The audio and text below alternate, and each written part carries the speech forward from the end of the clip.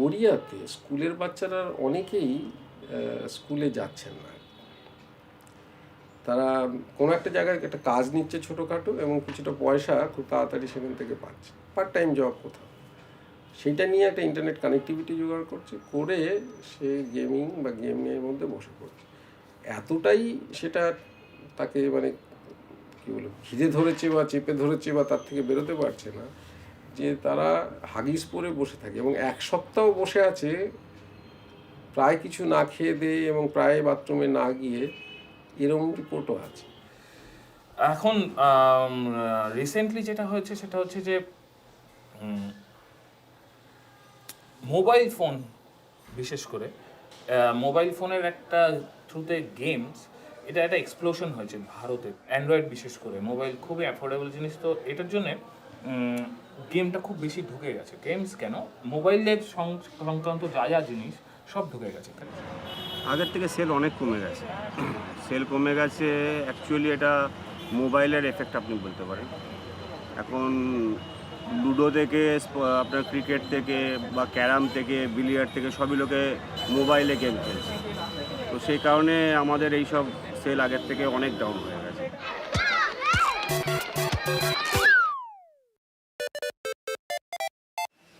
আমরা মানে কাজের জন্য দুজনেই বেশিরভাগ সময়টাই বাইরে থাকি, আর সেই জন্য মানে সেই অর্থে সময় বাচ্চাদের ঠিক এখনকার বাচ্চাদের যতটা দেওয়ার দরকার দিতে পারি না। তার ফলে বাধ্য হয়ে ওদেরকে তো একটা কিছুতে এঙ্গেজ রাখতে হবে, সারাদিন পড়াশুনো, তারপর স্কুলিং, তারপর টিউশন, বাড়ি ফিরতে ফিরতে প্রায় সন্ধ্যে 6:30 হয়ে যায়। তখন আর কি হয়, তখন আর মানে মাঠে টাঠে গিয়ে তো খেলার সুযোগই থাকে না। ওরে মানে ওরাও খুব মানে ফ্রাস্ট্রেটেড হয়ে যায়, তো সেই জন্য বাধ্য হয়ে মানে কোনো ওয়ে না থাকার জন্য আমাদের মোবাইলটা দিয়ে যেতে, ঠিক আছে ওরা একটু নিজের মতো একটু সময়টা কাটায়। মানে আমার কাছে as a mental health professional আর কি, যেরকম লোকজন আসেন আর কি, তাতে এবং প্রায় 27 বছর ধরে এই কাজটা আমি করছি, তো তাতে যেটা আমরা দেখতে পাচ্ছি সেটা হচ্ছে যে মানে খেলাধুলো তো পরে, আগেই দেখা যাচ্ছে যে বাচ্চাদের কোনো নিজেদের বাচ্চাদের ওয়ার্ল্ড বলে কিছু আলাদা নেই। সবটাই তো বড়দের ওয়ার্ল্ডের সঙ্গে গা ঘেঁষে বসে রয়েছে। এক তো স্পেস নেই, ফ্ল্যাটে ফিজিক্যাল স্পেস নেই, তারপরে স্পেসটা যে বাড়বে, যে বাইরে গিয়ে খেলবে, অন্যদের সঙ্গে খেলবে এবং নিজের জগৎ নিয়ে থাকবে, সেটা তো নাম্বার পেতে হবে বলে এমন একটা ব্যবস্থা বানিয়েছে যে ফিজিক্যাল স্পেসই নেই, মেন্টাল স্পেস তো তারপরে। আমি ক্ল্যাশ অফ ক্ল্যান খেলি, এটাতে চুজ ট্রেন করে অপোনেন্টকে অ্যাটাক করতে হয়, নিয়ে ট্রফিস বাড়াতে হয়, আর এখান থেকে কালেক্টর থেকে এলিক্সার আর গোল্ড কালেক্ট করতে হয়, নিয়ে অপোনেন্টের সঙ্গে খেলতে হয়, ফ্রেন্ডলি ব্যাটেল খেলা যায়, ট্রুথ ডোনেট করা যায়, লিডারশিপ করা যায়, গোল্ডের হওয়া যায়, এল্ডার হওয়া যায়, চ্যাট করা যায়, অনেক কিছু করা যায়। যে গেমগুলো খেলা যায় একা একা, সেই গেমগুলো অবশ্যই বাচ্চাকে লোনার করে দিতে হবে। লোনার মানে কি, সে একাই খেলতে হবে গেমগুলোকে। জিনিসটা বুঝতে হবে যেটা, বাচ্চাটা যদি ওই সময় চাঁদের পাহাড় পড়তো তাহলেও সে একা একাই পড়তো, কারোর সঙ্গে শেয়ার করতে পারতো না। অ্যাডভেঞ্চারে তাকে একাই যেতে হতো। যে কোনো ভিডিও গেম খেলার সময় যেগুলো একা খেলা যায়, সিঙ্গেল প্লেয়ার গেমগুলো, সেইগুলো এরকম অ্যাডভেঞ্চারের মতো, যেখানে পড়ে থাকা, সেখানে মন পড়ে থাকা, সেটা স্বাভাবিক।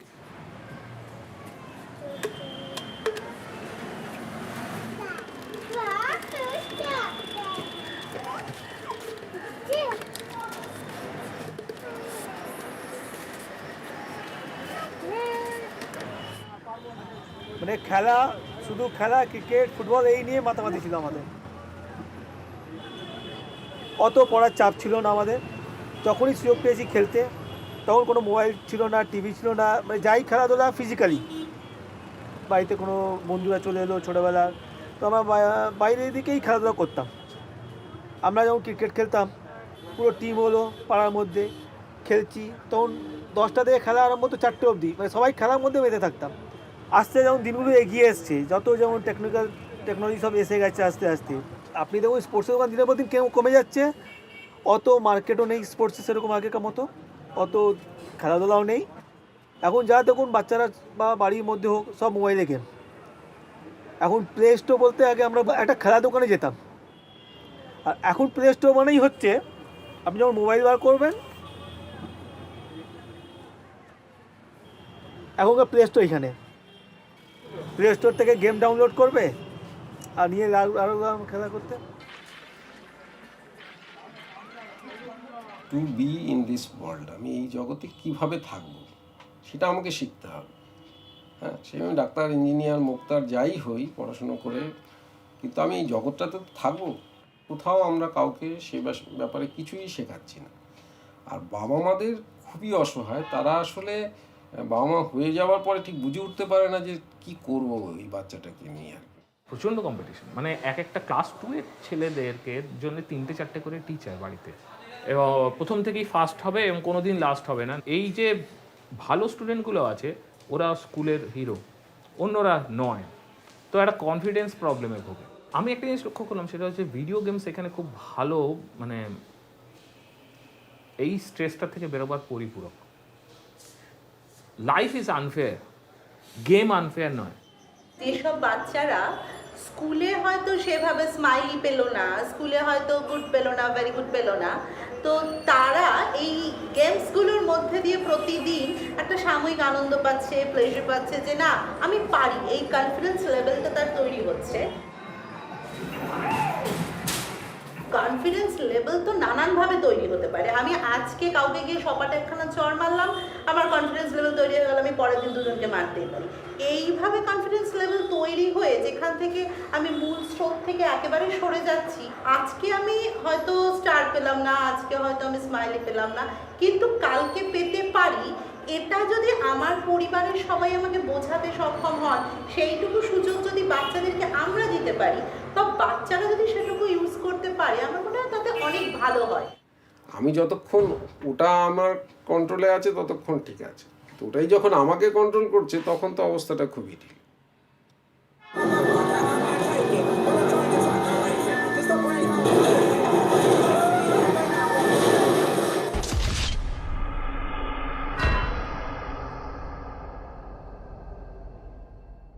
এখানে একটি ছেলে গ্রাম থেকে এসেছিলো, তার বাবা মা নিয়ে এসেছিলো কিছু একটা সমস্যায়। তো আমার কিরকম মনে হয়েছিল, আমি তাকে জিজ্ঞেস করেছি যে হ্যাঁ রে, গাছে উঠিস বা পাঁচিলে উঠেছিস কোনো দিন? তো সে না অবাক হয়ে বলছে, জেঠু পাঁচিলে কেন উঠবে, মানে এই প্রশ্নটাই প্রমাণ করে যে পাঁচিলে ওঠা ব্যাপারটা, গাছে ওঠা ব্যাপারটা আর গ্রামে গঞ্জেও নেই। বাচ্চারা খেলতে ভালোবাসে মেনলি। তারা যখন বড় হয় তখন আস্তে আস্তে ডেভেলপ করতে চেষ্টা করে, যে আন্ডারস্ট্যান্ড করে, ইন্টারঅ্যাক্ট করে। একটা বাচ্চা যদি খেলতে যেতে না পারে, সে বাড়িতে বসে তার কাছে অপশান যেটা আছে সেটা হচ্ছে অন্যান্য অ্যাক্টিভিটির ভেতর মোবাইল গেমস। এবার মোবাইল গেমসের অ্যাট্রাকশনটা বেশি, way of engaging the kid আরও বেশি রিফাইন্ড। যেটা প্রবলেম যেটা হচ্ছে সেটা হচ্ছে যে পেরেন্টরা খুব বেশি জানে না মোবাইল গেমস সম্পর্কে। অতএব মোবাইল গেমসের যে বাচ্চাদেরও হয় বড়দেরও হয় এই সম্পর্কে জ্ঞান নেই। একটা বই, যে কোনো বই যেরকম কিনে একটা পেরেন্ট দেবে না তার বাচ্চাকে, যে কোনো বই, দোকানে গেল একটা বই দিন, তো জানলো না সেটা কি বই, দিয়ে দিল বাচ্চাকে, এটা তো কোনো করবে না, সে তো দেখবে কি বই, কার লেখা, সেটা কি পেরেন্টরা করে? তারা নিজেরা খালি ডিভাইসটা দিয়ে দেয়। ওদের এজে ওদের মতো গেমস ওরা খেলছে কিনা মোটামুটি সেটুকুর উপর দেখি যে একটা যেন লিমিটের মধ্যে ব্যাপারটা থাকে। অ্যাকশন গেমসটাই খেলে বেশি, ক্ল্যাশ অফ ক্ল্যান্স বা কোনো গুলি চালানো, অ্যাকশন গেমসটাই আমি অনেকবার বারণও করেছি যে অ্যাকশন গেমস খেলা বেশি উচিত না বাবু, ব্রেনের উপরে চাপ পড়ে। তবে আবার একটাও ঠিক, এটার আবার পজিটিভ দিকও আছে আমি ভাবি। কেন, সাইকোলজিস্টরাও বলছে মানুষের মধ্যে যে চাপা ক্রোধটা থাকে না, বাচ্চাদের মধ্যেও ক্রোধটা জন্মায়, সেটার কিন্তু আউটকাম যদি গেমস দিয়ে করা যায় তার কিছুটা বেনিফিট পাওয়া যায়।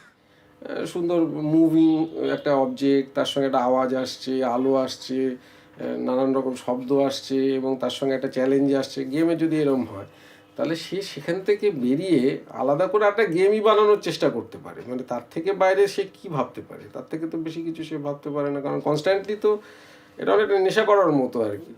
কনসিডার করা হচ্ছে this is one of the problem, one of the diseases বলে।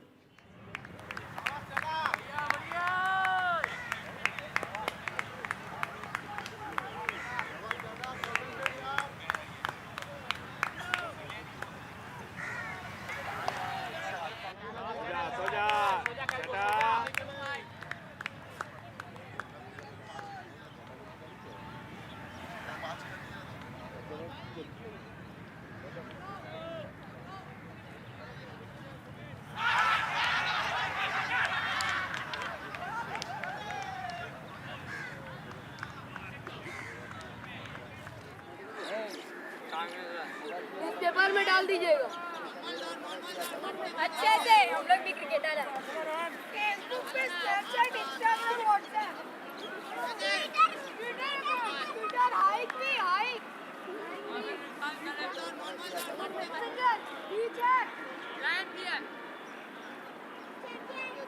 মানে ড্রাইভ তো থাকতে হবে জীবনে, হ্যাঁ, তো ড্রাইভটা তো আসার জন্য যে ব্যবস্থা করা থাকে, তারা কয়েকটা জিনিস শিখে নিয়েছে যে একটা ভালো স্কুলে যেভাবে হোক ঢুকতে হবে, একটা কোনো স্কিল ডেভেলপ করতে পারবো এবং সেই স্কিলটা ডেভেলপ করে কিছু টাকা আমি আয় করতে পারবো। আবারও বলছি যে কল্পনা, ইচ্ছে, স্বপ্ন, সেইগুলোর কোনো দাম, ভাবনা, কল্পনা এসব কিছু নেই।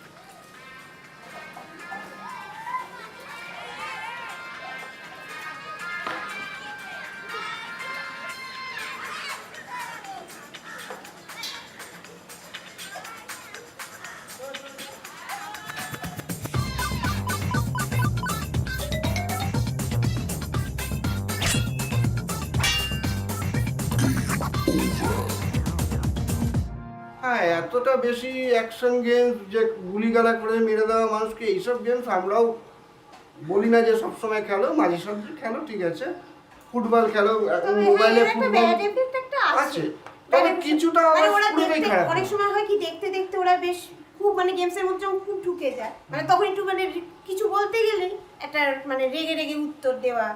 তো আমরা যখন ভার্চুয়াল এক্সপিরিয়েন্স হচ্ছে তখন এক্সপিরিয়েন্সই হচ্ছে না আর কি, হ্যাঁ, মানে আমার তো একটা দুটো ইন্দ্রিয় খালি ওখানে, মানে চোখ, হয়তো কোনো সময় কান, এইটুকুই কাজ করছে আর কি। তো আমার 5টা ইন্দ্রিয় যদি এক জায়গায় এক্সপিরিয়েন্স না করে তাহলে পরে ন্যাচুরালি আমার শিক্ষা হচ্ছে না, তাই জন্য ভুলভাল। হ্যাঁ, ওই যে আমি যখন মাকে মারছি তখন আমি বুঝতেই পারছি না যে এটা এতটা লাগতে পারে, উল্টে মার খেলে আমি বুঝতাম যে কতটা লাগতে পারে।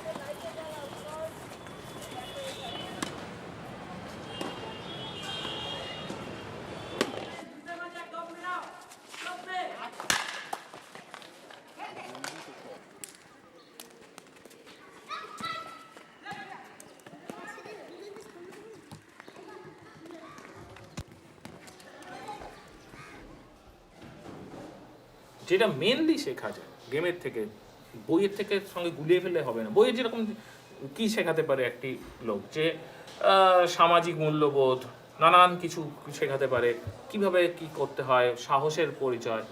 গেমের চক্কর হচ্ছে চিন্তা করা, আমাকে মাথাটা খাটাতে হবে। আমাকে কেউ কিছু বলছে, আমি পড়ছি, আমি শিখছি, তা নয়, আমাকে ওই চ্যালেঞ্জটা ফেস করতে হবে। মেন জিনিস হচ্ছে যে গেম হচ্ছে একটা থটফুল পার্সনদের জন্য। তো ইনফ্যাক্ট লোকটাকে আমরা একটা অসামাজিক মানুষ, একটা সমাজ বহির্ভূত একটা জন্তু হিসেবে রেখেছি।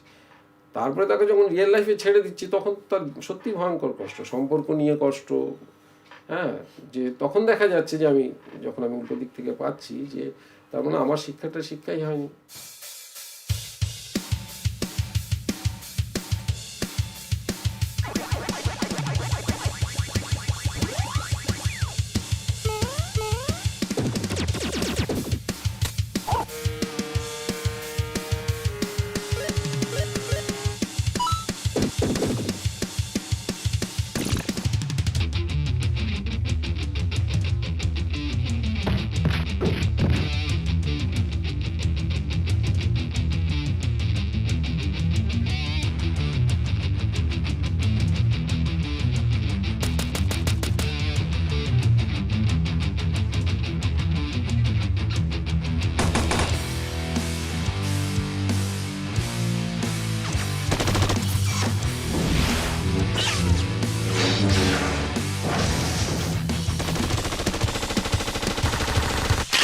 কম্পিউটারে এখনও রেগুলারলি গেম খেলি। আমার সবথেকে বড় স্ট্রেস বাস্টার এখনও, যেমন সবথেকে ইরিটেটিং ম্যাটারগুলো নিয়ে কেসগুলো নিয়ে কাজ করতে হয়।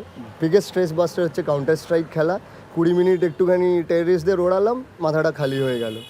সত্যি কথা বলতে হ্যাঁ, আমাদের আগের জেনারেশন, জাস্ট আমাদের preceding generation, they didn't have access to this gadgets and everything. আমরাই প্রথম ওই টিভিতে ক্যাসেট লাগিয়ে খেলা শুরু করলাম।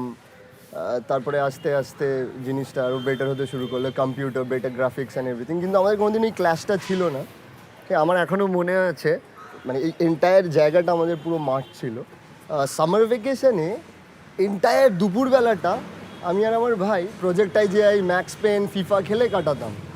কিন্তু এটা 4:15 অবধি। 4:15 বাজলেই এখানে ফুটবলের আওয়াজ পেতাম, দেওয়ালে বল মারছে কেউ, সঙ্গে সঙ্গে কম্পিউটার বন্ধ এখানে। আমার কখনোই মনে হয় না দুটোর মধ্যে কোনো ক্ল্যাশ আছে। এই ক্ল্যাশটা কিন্তু আমাদের আগের জেনারেশন বড়রা, আমি দোষ দিচ্ছি না তাদের, দে আর কমপ্লিটলি নিউ টু ইট, তারা বানিয়ে দিচ্ছে। আর আমাদের এই চারপাশের এই এনক্রোচিং আরবানাইজেশনটা জিনিসটাকে পুরো নষ্ট করে দিচ্ছে। দুটোর মধ্যে কোনো ক্ল্যাশ নেই।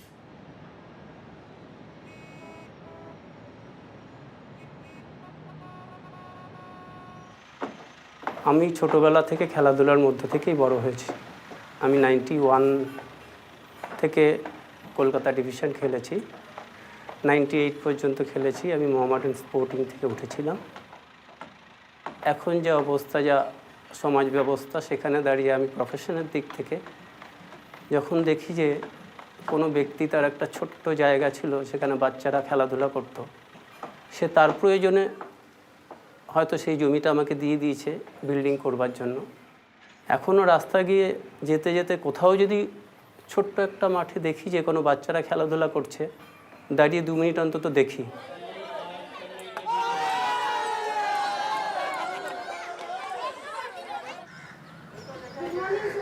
Good morning. এসো, কী বাবা, ও তোমাদের ওটা রাখবে? তোমাদের খেলা প্র্যাকটিস হলো? কী প্র্যাকটিস হলো আজকে? শোনা হলো না? আচ্ছা, ফুটবল প্র্যাকটিস করেছো? শুধু ক্রিকেটই করেছো? ঠিক আছে, যাও।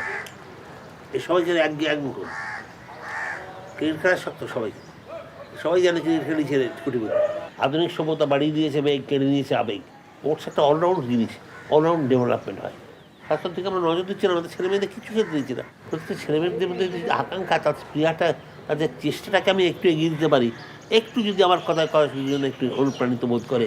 এই জন্য আমি যে লোকের কাছে যাই, কেন যাই, মাঠে যাই, বাচ্চার ক্ষেত্রে পাখির মতো ছেলেমেয়ে খেলে না, ছোটো ছোটো।